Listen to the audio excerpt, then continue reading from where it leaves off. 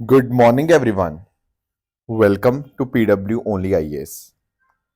दोस्तों, कल हमने संचार साथी ऐप के बारे में काफ़ी डिटेल में डिस्कशन किया था।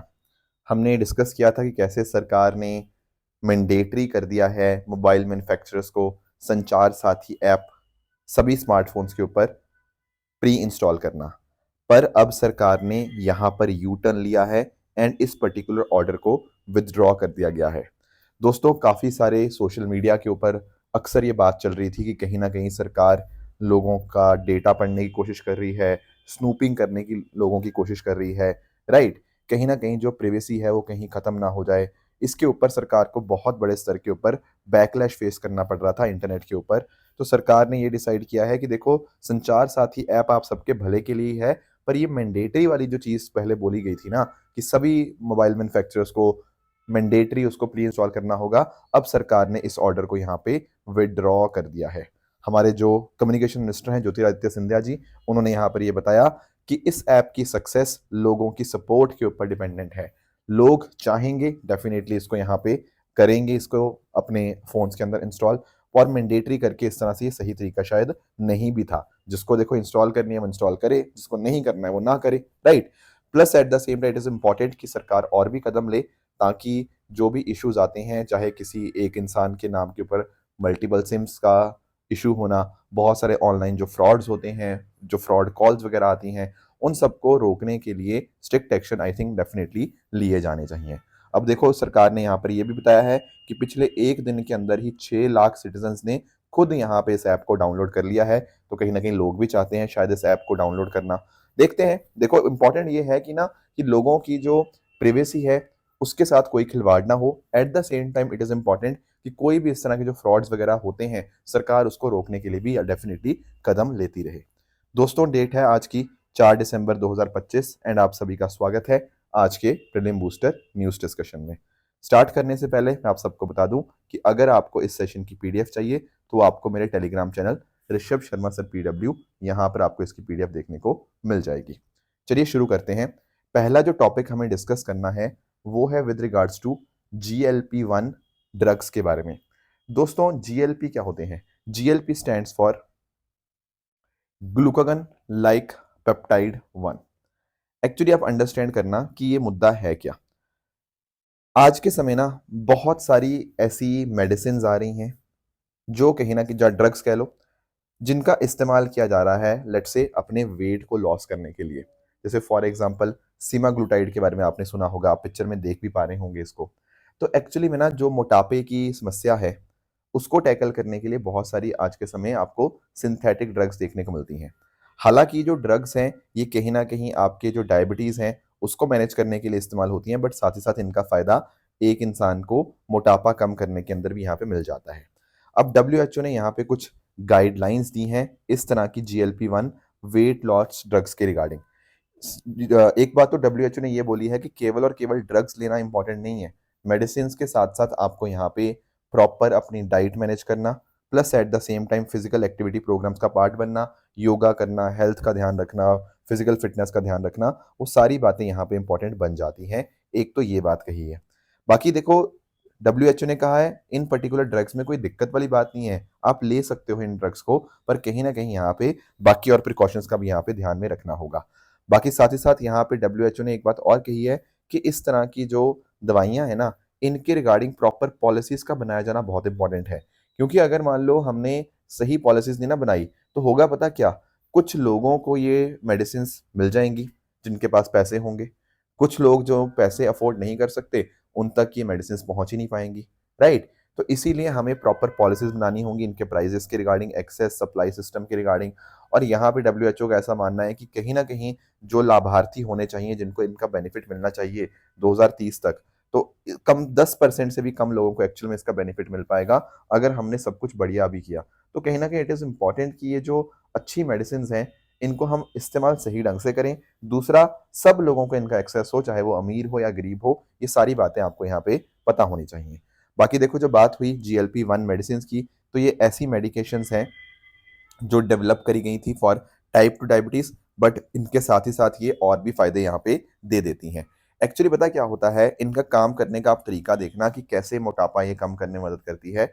आप नोटिस करेंगे दरअसल में ये जो आपकी GLP-1 मेडिसिन है ना, ये इंसुलिन रिलीज करती हैं। जब मान लो ब्लड ग्लूकोज का लेवल आपका हाई हो गया ना, तो वहाँ इंसुलिन रिलीज करेगी और इस तरह से ब्लड ग्लूकोज लेवल को कम कर देंगी। तो मेन काम तो इनका कहीं ना कहीं आपका डायबिटीज को कंट्रोल करना है, पर साथ ही साथ ये जो भूख भी आपको कम लगती है ये दवाई खाने के अंदर, और आपको ऐसा लगता है यार पेट भरा भरा सा है।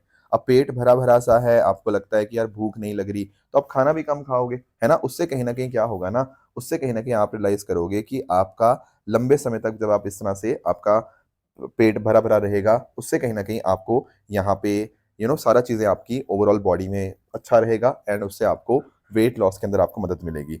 बाकी इसके अलावा ये मेटाबॉलिक मार्कर्स भी इंप्रूव करते हैं, कहने का मतलब आपकी हार्ट डिजीज होने का खतरा, किडनी कॉम्प्लिकेशन होने का खतरा, ये सब चीज़ें भी कम हो जाती हैं। बाकी इसका फायदा टाइप 2 डायबिटीज में तो है ही है, वेट लॉस के अंदर भी है, एंड आपके हार्ट अटैक वाले जो चीज़ें होती हैं उसके रिस्क को भी यहाँ पे कम करते हैं।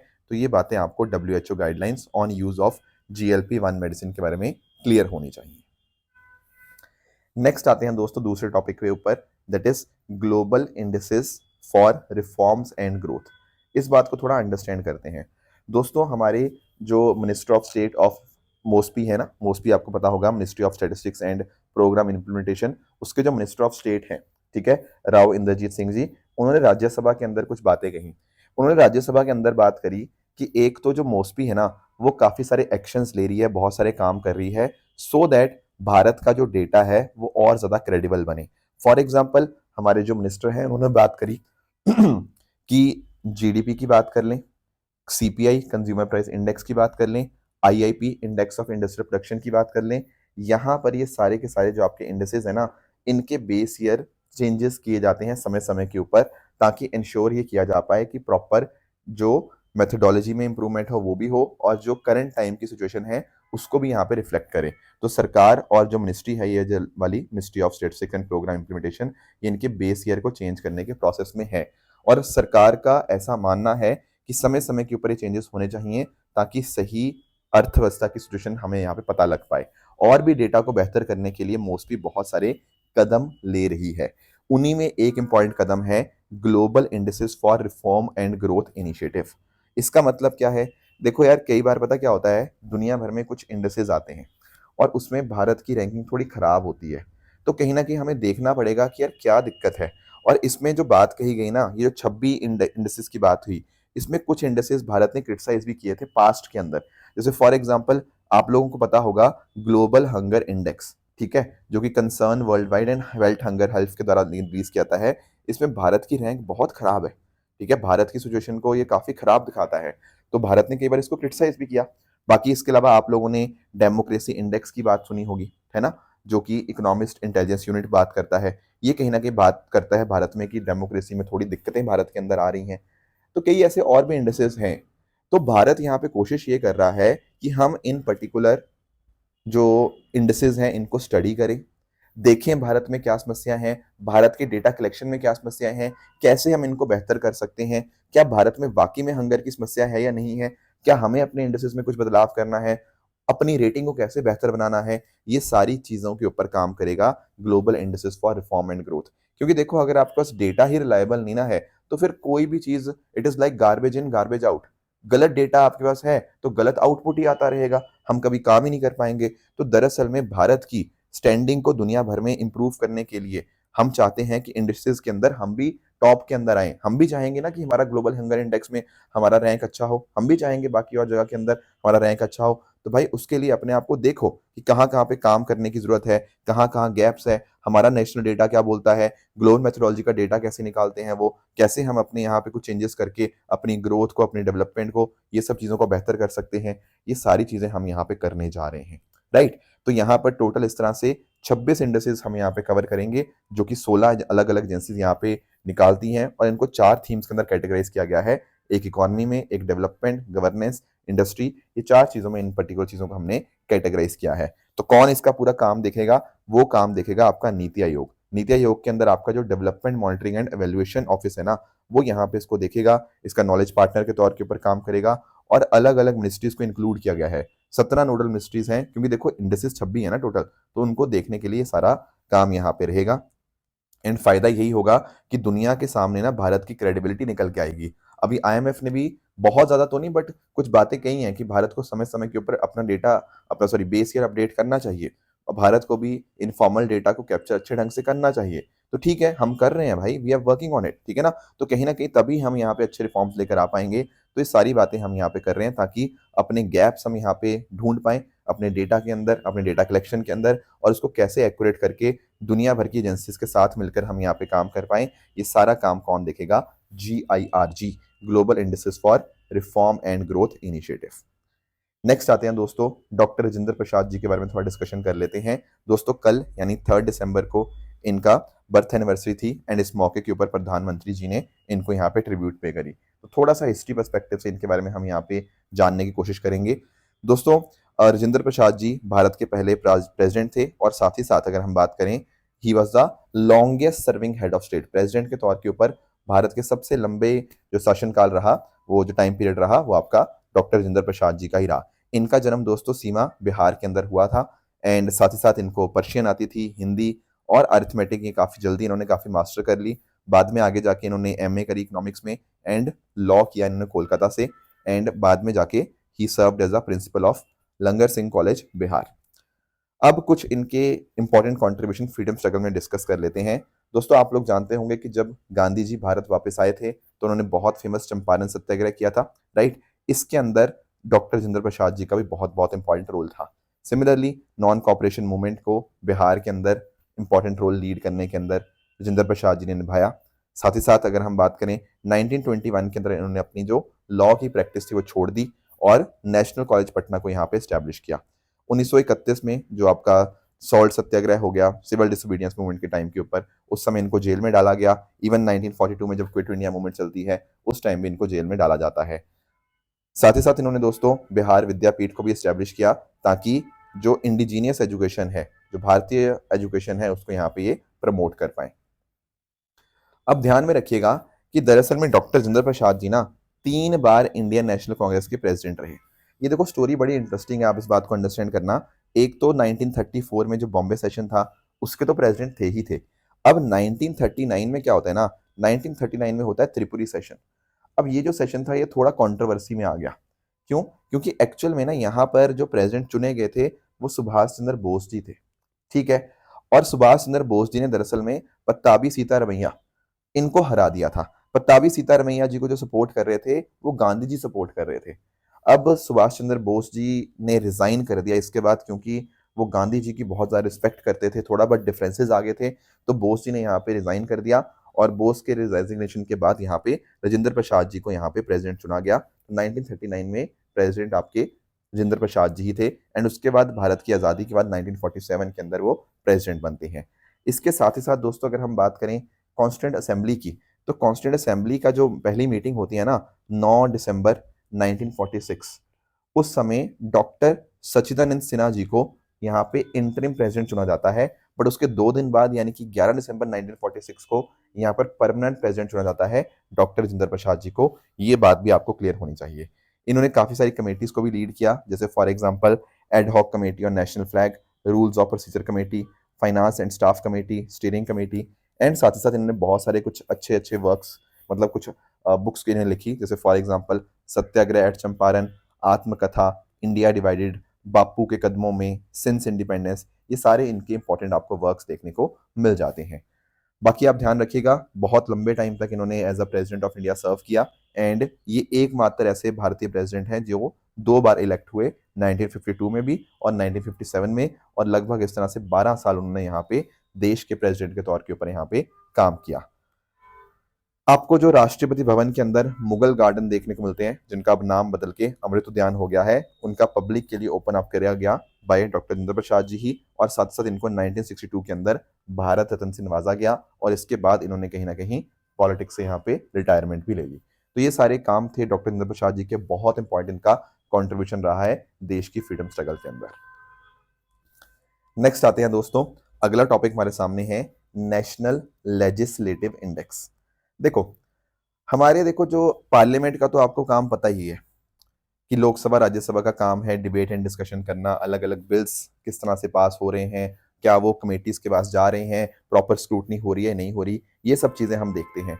पर दोस्तों क्या हमारी जो राज्य सरकारें हैं या जो स्टेट असेंबलीज की मैं बात कर रहा हूँ, क्या वहां पर भी सेम काम होता है क्या बिहार स्टेट असेंबली के अंदर भी बातचीत से मुद्दे सॉल्व होते हैं? क्या महाराष्ट्र में भी होते हैं? क्या मणिपुर में भी होते हैं?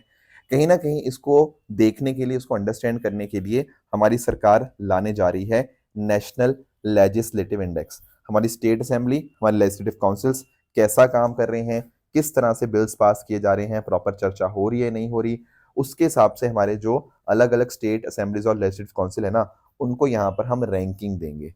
हम उनको डेटा से मेजर करने की कोशिश करेंगे कौन कितना अच्छा काम कर रहा है, ताकि कहीं ना कहीं आगे हम चीज़ों को और बेहतर कर पाएं। तो देखो कैसे पता लगेगा कि कितना अच्छा कर रहे हैं। एक तो है कि साल में कितने दिन वो बैठते हैं, सिटिंग डेज कितने हैं, सेशन का कितना ड्यूरेशन रहता है, कितने बिल्स कमेटीज को रेफर होते हैं। कहीं ऐसा तो नहीं कि कहीं ना कहीं ऑपोजिशन बाहर चला जाता है और फटाफट धड़ल्ले से बिल पास कर दिए जाते हैं, ऑपोजिशन की सुनी ही नहीं जाती। क्या कमेटी तक बिल्स पहुंचते हैं या नहीं पहुंचते? एवरेज टाइम कितना लगता है? 2-2 मिनट में तो नहीं कि बिना चर्चा के बिल्स पास किए जा रहे हैं, राइट? क्वेश्चन आवर को कितना टाइम दिया गया, फ्लोर में डिबेट या डिस्कशन के ऊपर कितना फोकस हुआ, ये सारी बातें प्रोडक्टिविटी के अंदर देखी जाएंगी। फिर कितना डिजिटाइजेशन है वहां के ऊपर, पुराने रिकॉर्ड्स को एक्सेस करना पॉसिबल है भी या नहीं है, टेक्नोलॉजी का किस हद तक इस्तेमाल है, ई गवर्नेंस का इस्तेमाल हो रहा है या नहीं हो रहा। इससे कहीं ना कहीं अंडरस्टैंड कर पाएंगे कि कौन सी स्टेट असेंबली और लेजिस्लेटिव काउंसिल कैसा काम कर रही है। तो मान लो हमें समझ आया कि हाँ यार चलो यार, मान लो कि गुजरात अच्छा काम कर रहा है, महाराष्ट्र भी अच्छा कर रहा है, मान लो एग्जाम्पल दे रहा हूँ, ये तो अभी अभी तो निकालेंगे, पर मान लो कोई स्टेट अच्छा काम कर रही है, कोई खराब काम कर रही है, तो कहीं ना कहीं खराब वाली स्टेट असेंबली के ऊपर थोड़ा प्रेशर तो बनेगा ना कि भाई हम भी अपने यहाँ अच्छे से काम करें, हम भी ऑपोजिशन की आवाज को सुदृढ़ करें, हम भी ऑपोजिशन की बात सुने, प्रॉपर बिल्स को प्रॉपर चर्चा से पास हो, ऐसा ना हो कि लोगों की आवाज यहाँ पे दबाई जा पाए, राइट? तो इसके लिए सारा काम करना बहुत बहुत ज्यादा इंपॉर्टेंट है।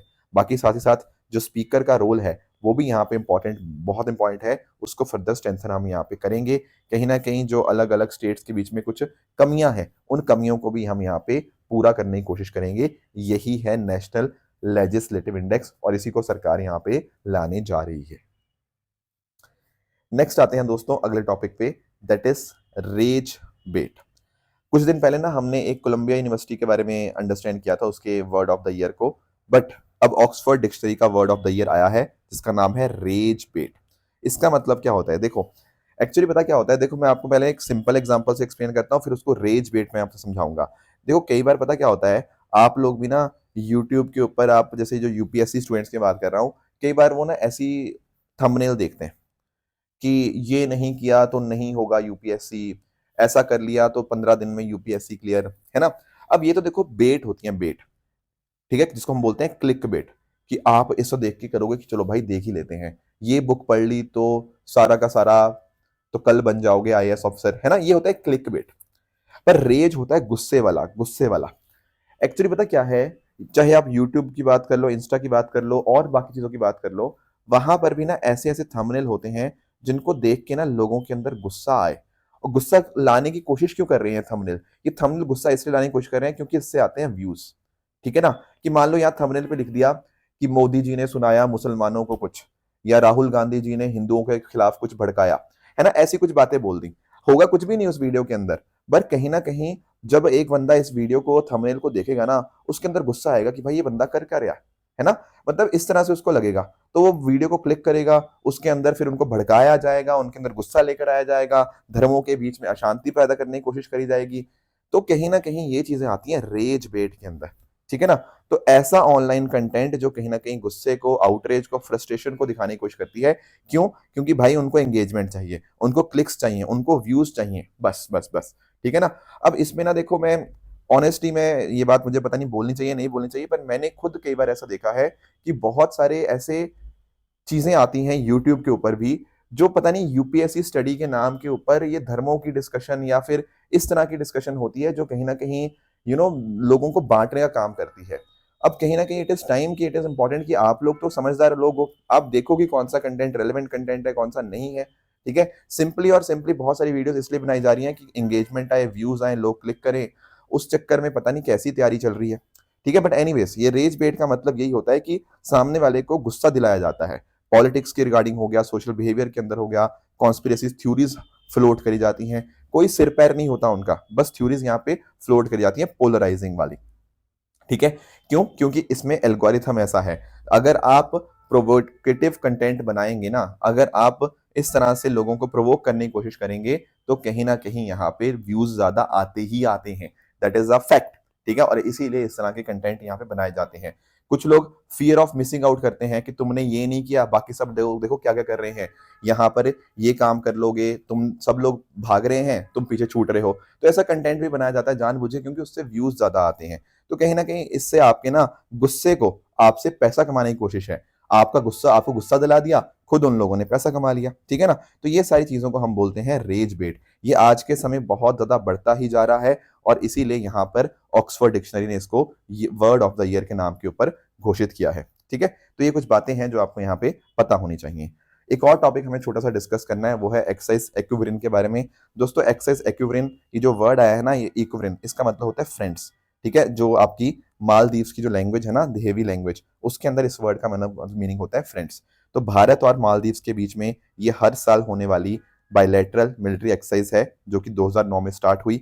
तो इस बार की जो एक्सरसाइज है, ये यहाँ पे 2 से लेकर 15 दिसंबर के बीच में हो रही है, त्रिवेंद्रम केरला के अंदर। और इसका फोकस यही है कि दोनों देशों की जो आपकी आपस में मिलकर जो काम किया जाना है वो अच्छे से हो पाए। ठीक है ना कहीं भारत की आर्मी और मालदीव्स की नेशनल डिफेंस फोर्सेस साथ में मिलकर काम करेगी, उससे हम टैकल कर पाएंगे बहुत सारी चीजें, एक दूसरे से काफी सारी चीजें सीख पाएंगे। और इस तरह से जो एक्सरसाइज है, ये काउंटर इंसर्जेंसी और काउंटर टेररिज्म के ऊपर फोकस्ड है, in semi urban, jungle and coastal terrain वाले रीजन्स के ऊपर। तो सारी जो इंपॉर्टेंट चीजें हैं वो यहाँ पे हम एक दूसरे के साथ डिस्कस करेंगे, और साथ मिलकर कैसे काम किया जा सकता है, इंडियन ओशन रीजन के अंदर कैसे स्टेबिलिटी इंश्योर करनी है, ये सारी चीजें आपको देखने को मिल जाएंगी। अब ध्यान रखना, एक्साइज एक्विवरिन के अलावा एक काथा करके भी है। ठीक है, ये भी दोनों देशों के बीच में ही है, और एक दोस्ती के नाम से भी आपको ट्राईलैटरल एक्सरसाइज देखने को मिल जाएगी। ये दोस्ती जो है ना, ये भारत, मालदीव्स और श्रीलंका में ट्राईलैटरल एक्सरसाइज आपको देखने को मिलती है। तो ये कुछ बातें थी जो आज हमें यहाँ पे डिस्कस करनी थी। रही बात ट्रू एंड फॉल्स स्टेटमेंट्स की, यहाँ आपके सामने कुछ स्टेटमेंट्स हैं, आप इनको पढ़िएगा, बताइएगा इनमें से कौन सा सही है, कौन सा गलत है। और जो मैंने आपको कल होमवर्क दिया था, एक तो था हमारा संचार साथी ऐप के बारे में ही। दोस्तों संचार साथी ऐप का बिल्कुल डेफिनेटली ये फ्रॉड्स को प्रोटेक्ट करने का एक बहुत बड़ा उद्देश्य है, that is a correct statement. International telecommunication union की बात करें तो दोस्तों ये एक स्पेशल एजेंसी है, ये नॉट लिखा है ना, ये तो एक गलत है, it is a specialized UN agency. तीसरे स्टेटमेंट की बात करें प्रधानमंत्री मुद्रा योजना के बारे में, तो प्रधानमंत्री मुद्रा योजना में केवल और केवल क्या वुमेन एंटरप्रेन्योर्स के लिए है? देखो नहीं, एक्चुअली ना ये कोलैटरल फ्री लोन देता है आपके माइक्रो एंड स्मॉल एंटरप्राइजेस के लिए। महिलाओं के ऊपर भी स्पेसिफिक फोकस है, पर ऐसा नहीं है कि सिर्फ महिलाओं को देता है। ठीक है ना कहीं जो भी एंटरप्रेन्योर्स हैं हमारे इनफॉर्मल सेक्टर के अंदर, अपने बिजनेस को कैसे बड़ा कर पाएं, क्रेडिट उनको पास फॉर्मल तरह से अवेलेबल हो पाए, उन सब के ऊपर फोकस है। इसलिए तीसरा स्टेटमेंट आपका यहाँ पे गलत हो जाएगा। आखिरी जो स्टेटमेंट है national strategy for financial inclusion के बारे में, ये अपने आप में बिल्कुल करेक्ट स्टेटमेंट आपको देखने को मिलेगा। तो ये थी दोस्तों आज की डिस्कशन। इस तरह से आप सब लोग हार्डवर्क करते रहिए। All the very best. Thank you so much.